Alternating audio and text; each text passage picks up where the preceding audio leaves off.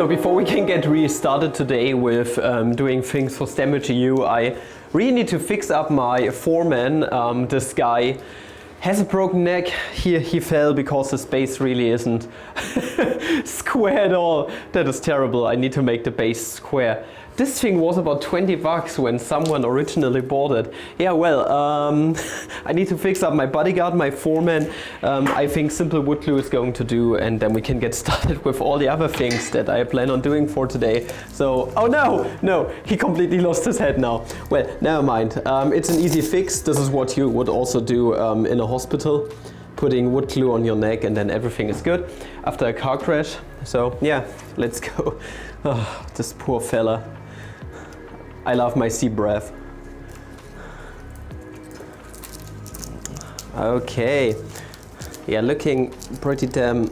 No, this looks fucking disgusting. But never mind. Now I'm going to take a clamp and then we should be good to go. Poor little guy. Is it just me or is he looking kinda thick? Well, I'm gonna let him cure in the truest sense of the word. For a bunch of hours here in the corner, please stay there, don't move around, and later we are going to plane down the base.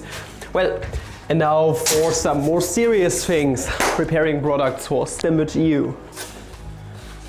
And final piece of wood. So, every time before I get started doing my CNC work, I always make sure to present all the boards that I'm going to use today. Because once you carve everything out with the CNC, you have a problem of destroying your sandpaper very quickly due to the contours and everything of the CNC parts, especially on the smaller ones or like for the tensecrities or if you have very sharp edges and like. This is why I present everything. At first, if it's rough lumber like this red teak piece of wood, I always use an 80 or 40 grit at first to get a very smooth surface, and after that a 320 grit for quite some time. And today what I have planned are a bunch of tensecrities. I got a new cyber tensecrity going. We got 3 of those. I'm going to prepare one from Curly Cherry that I got here, also Swiss Plum and Red Teak, and also I got a regular tensecrity going which I'm going to create from Black Bamboo.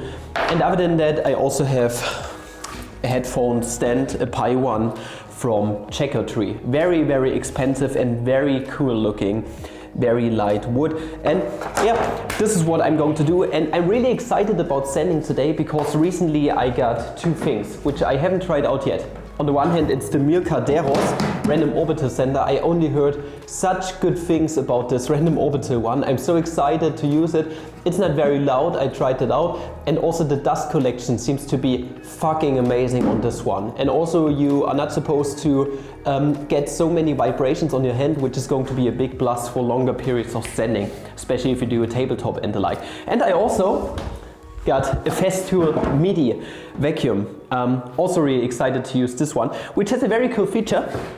This one has a built-in power slot, cable slot, and the cool thing about that is if you plug your random orbital or any other tool into here, this vacuum is going to start automatically once you start your tool, which is pretty fucking amazing. And now I'm going to try it out, and I hope it's going to be a very good experience worth the money. Hopefully. Let's go.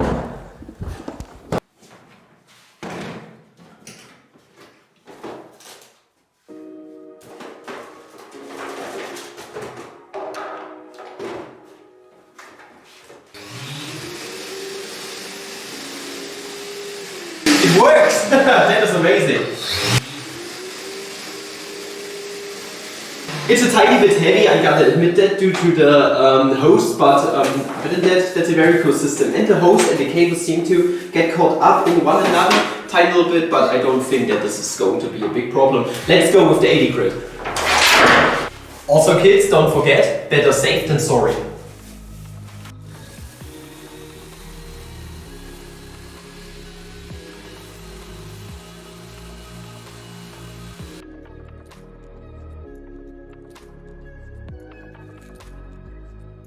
Okay, so how is that possible? This dust collection, I don't see any dust flying around. How is that possible? This is so amazing. And the feel in the hand is fucking great. What the hell? This random orbital I think it's definitely worth its money. That is so astonishing. I want to keep sending now.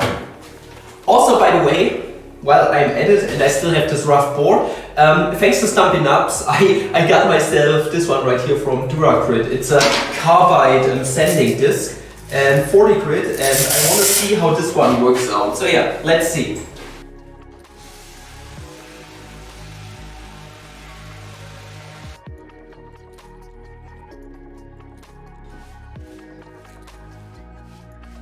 This sanding disc is roughing up the surface quite a lot. Yeah, I'm not going to use it for this application at the moment, only for very rough boards. Now I need to see how I'm going to get this one off safely. So I'm going to go back to my 80 grit.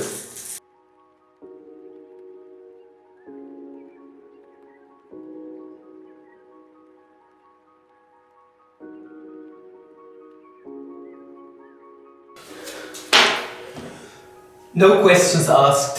10 out of 10. Such a fucking amazing experience. Oh, that was so good. That was so good. Let's get over to the Shapeoko. So for the longest time now I had quite a big problem with my Shapeoko CNC. Not with the machine in and of itself. It was with how it's being controlled. Namely, up until now I was using my Asus ZenBook Pro Duo for the job.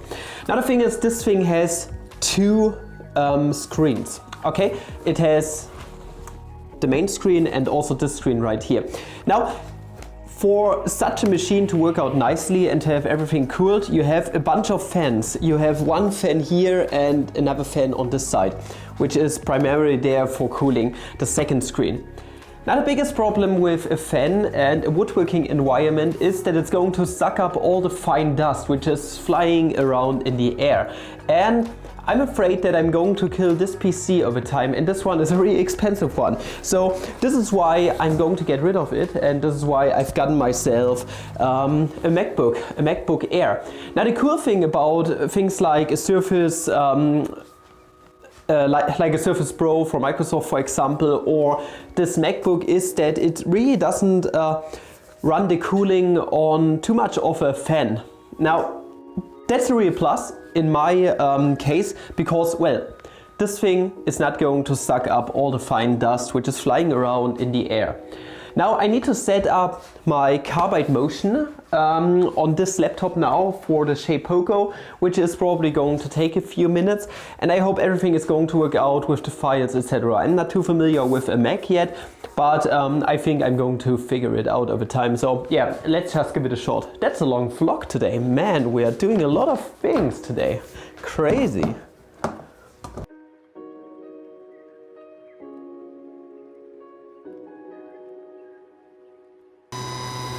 Fingers crossed once again that the bit setter is going to work. This is always the scariest part.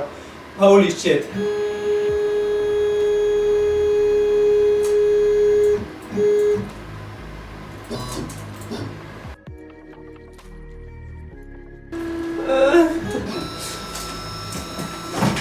Let's see how it zeros. How it sets the bit, you could say. Hello, Breath.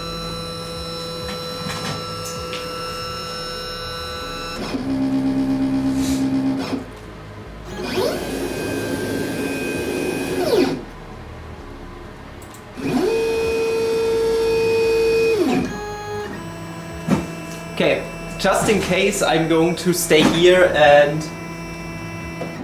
Oh, it works, okay, no worries.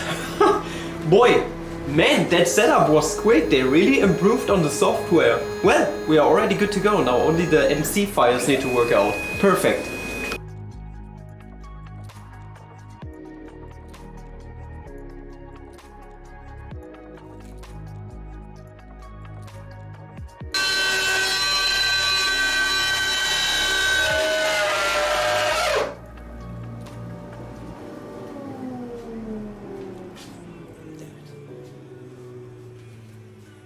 So what exactly happened here? Let me show you. This can happen, and I already know the reason why.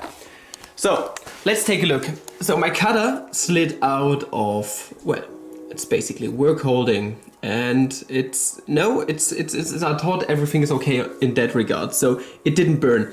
Now, what happened here exactly is, if you take a look at the checker tree, it's an extremely hard wood, like seriously hard. And if you take a look at the wood, you are going to notice that when we enter the branch, we have a slight rise in our board. Well, it was way bigger here, meaning our depth of cut was tremendous. So we got, oh my goodness, for such a hard wood, a way too deep depth of cut. This can happen from time to time if I don't notice that, well, we got basically a thicker part of the board here, which is not a big problem at all. What I'm now going to do is I'm just going to restart everything, and now this part is cut gladly already, and then everything should work smoothly.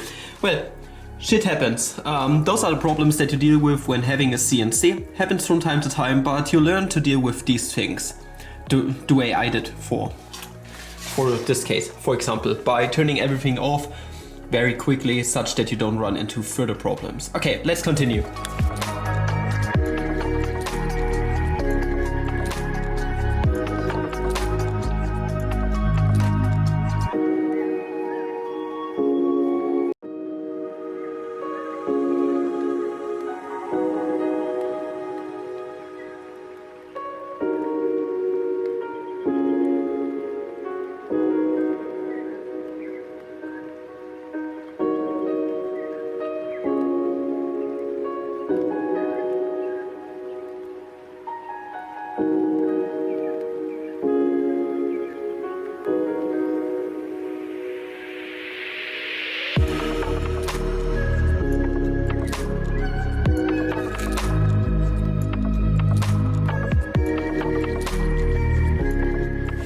And the last thing I had to do for today was, well, oiling all the pieces up, and that basically concludes it today for me. I'm very exhausted. That was a lot of work.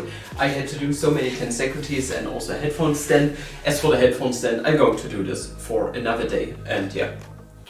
On the other days I have to screw up the headphone stand. That sounds weird, so put all the screws and the pilot holes into there, and also put all the screws and all the tensecurities together. But I'm exhausted, as mentioned before, and I hope you did enjoy today's woodworking vlog with a bit of behind the scene footage as far as it goes for the STEM Merch EU orders. And I hope you did enjoy what you have seen today. I hope you consider subscribing to the channel if you want to see more of the series. And up until the next video, I wish you guys a flammable day. Please stay safe. Ciao.